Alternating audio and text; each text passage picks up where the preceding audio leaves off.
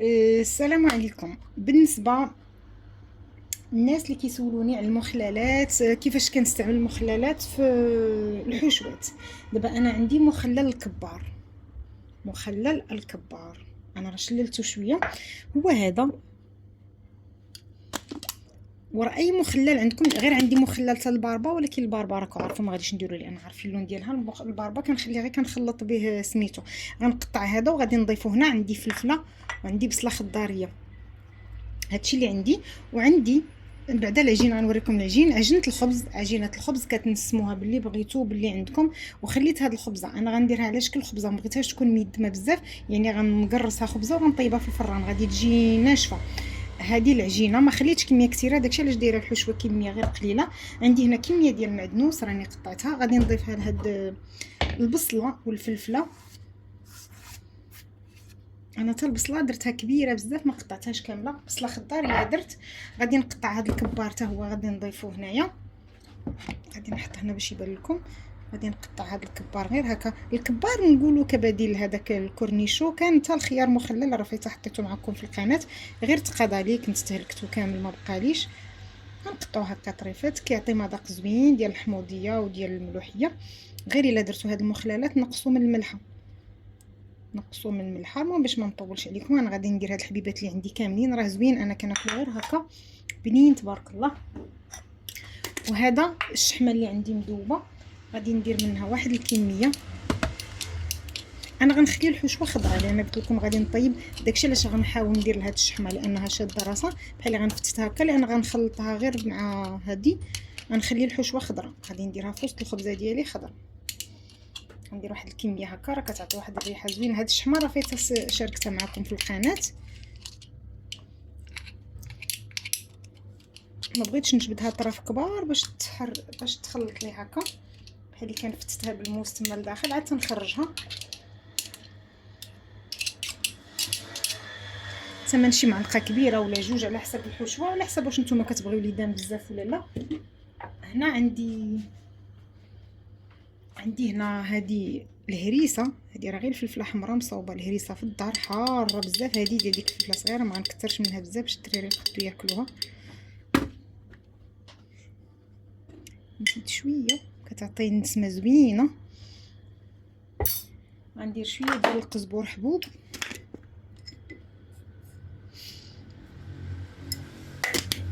شويه ديال الكمون، كمون بلدي مطحون.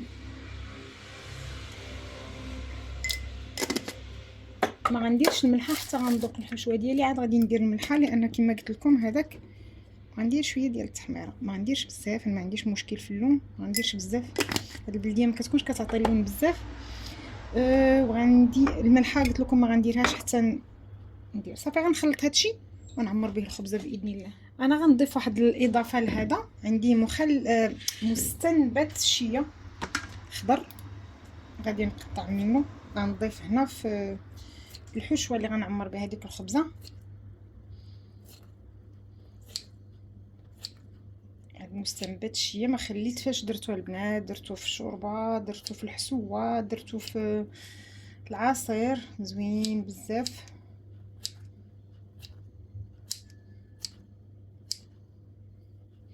هاد المستنبتات غادي نستغناو نهائيا على هذا ديال سميتو ديال الا صراحه سلالي، غادي نعوضو ان شاء الله. هو ديال الحلبه هذا لان كبير شويه. شوفوا الزوان تبارك الله قداش ولا. شوفوا نوريكم من التحت، شوفوا قداش ولا الزوان. هذا بما انه كبير كما قلت لكم، هاد الزوان ما كنستهلكوش هاد الحبه اللي كتكون فيها القشره، كنستهلكو غير الربيع ديالو. كنقطع انا غير الربيعات اللي طالعين من الفوق وغنقصصهم شويه رقاقين لان هذا طويل بزاف. مازال الشيه معليش نحتوه هكاك. الا طلعوا لي شي حبات هكا مع الجذوره كنحيدهم صافي، وغادي نقطعهم وغادي نضيفهم لهاد الحشوه اللي غنستعمل. يعني راه ممكن تخدموا غير داكشي اللي عندكم في الدار وصحي وكيعطي طاقه ومناعه. كتعرفوا هاد المستنبتات هي صحيه بزاف، واللي عنده كاع الذروه ديال الجمل ممكن يضيفها في هاد الحشوه. هانتوما انا قطعت وضفت هادشي للحشوه ديالي.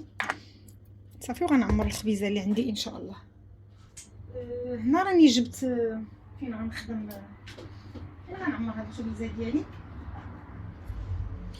انا هاد الخبز راه كنت درت له شويه ديال الزراره، درت شوفوا تبارك الله راه تخمر، راني قرصت الخبز قبيله وخليت هذا خمر. غنحاول نحل هكا الخبيزه ديالي غير شويه، راه فيه الزراره فيه الزعتر فيه، المهم دايره فيه بزاف ديال الحوايج. انا درت غير شويه ديال النخاله عندي هنا، وغنعمر الخبيزه ديالي.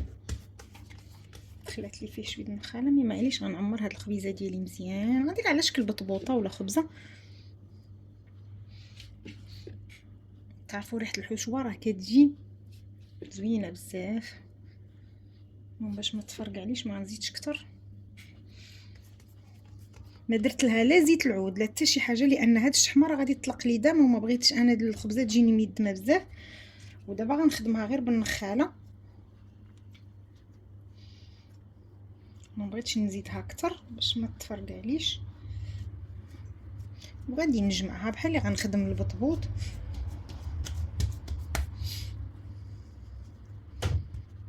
وغنحطها مباشره في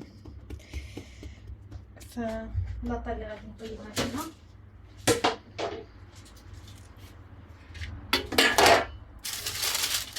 درت فيها ورق الطه،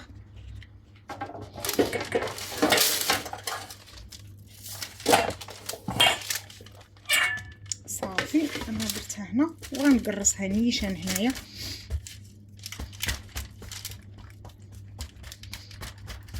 كتجي ناشفه وما كتجيش مدمه وكتجي زوينه بزاف. وغنخليوها تخمر عاوتاني 2 ولا حتى 3 ديال السوايع، ما عنديش مشكل، المهم تخمر مزيان مع الخميره البلديه، تخمر على خاطرها. حتى دوك التوابل كيزيدو تلقوا فيها. بغيتو كاين اللي كيبغي مخبوزات غليظه ممكن تخليوها غليظه، اللي بغى يرققها ماشي مشكل. انا غنخليها بهذا السمك اللي قدامكم هكا صافي. وغنخليها هكا، غنغطي عليها وغادي نخليها تخمر مزيان مزيان ان شاء الله. منين طيب نوريكم الشكل ديالها. هي راه تحلات واحد شويه من هنا، معليش انا كنت اولا باش نبغي ندخلها نيت ندير لها تقيبات هكا بشي عويد باش تنفس، باش ما تنفخش في الطياب ساعه. دابا بلاش، منين تحلات شويه مع ديك البصله اللي فيها وهذا ما غاديش نعاود وهذه كطريقه منين تعجنوا خبيز ديروها لوليداتكم هكا في العشيه مع شوربه ولا كتجي زوينه، شي حاجه هكا مالحه. ونرجع لكم منين طيب ان شاء الله. هنا من بعد ما وجدات لي الخبزه ديالي، الخبزه اللي عمرت، غادي نحاول نقسمها معاكم. باقا سخونه،